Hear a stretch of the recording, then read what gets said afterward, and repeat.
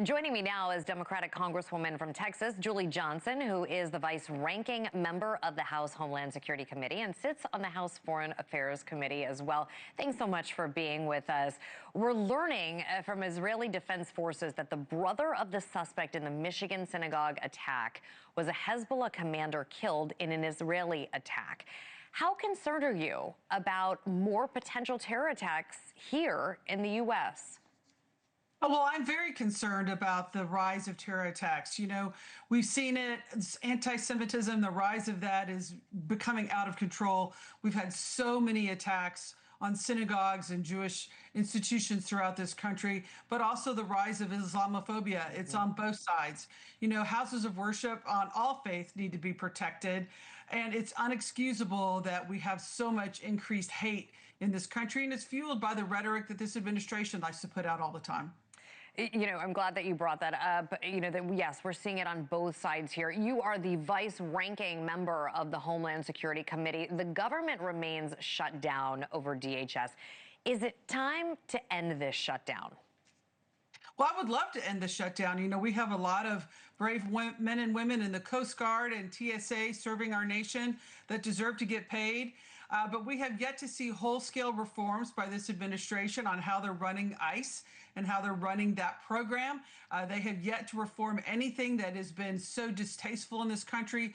Everything that they've done has been as a flaunt to the rule of law and to the constitutional rights of the people in this country. And we need to see a whole-scale reform of that, I think, before funding talks will resume. And you just mentioned ICE. This Wednesday, the Senate will hold confirmation hearing for Senator Markwayne Mullin as the new DHS secretary. Do you expect anything to change with his leadership? Well, it's hard to tell. You know, hopefully it will. It needs to change. The status quo is what got Kristi Noem removed from this position. And so if he doesn't make any changes himself, I think he too soon will be removed, because the American people are not tolerating how this agency is functioning. We're not tolerating racial profiling, removal of people from the streets of this country with no probable cause of criminal activity, these unended detentions. We're basically imprisoning people for months and months and months and months and months without any hearing, without any due process. That's not who we are as a nation, and that's not what we stand for morally. And so hopefully he'll have a whole-scale reformation of this agency, but time will tell. Okay, let's go to Iran. The president now calling for allies to help reopen the Strait of Hormuz. How realistic is this? Hard to know. You know, Trump has angered our allies time and time again. He's all consistently demonstrated a lack of regard for true allyship in this world, and it's hard to know if the allies will be here with us. But at the end of the day, this war is costing the American people billions of dollars daily, and it without any congressional approval, without any end in sight, without any plan to de-escalate, without any plan to end this. And people are not happy. I'm calling on the administration to immediately end these activities and resume focusing on the priorities of the American people. So a question for you, do you think that there is a strategy here? I have yet to see it. I don't think the strategy has been revealed to anyone. You know, Trump just knee-jerk decided to bomb a country without any thoughtful plan, without any plan of de-escalation, without any exit strategy, without any endgame goal.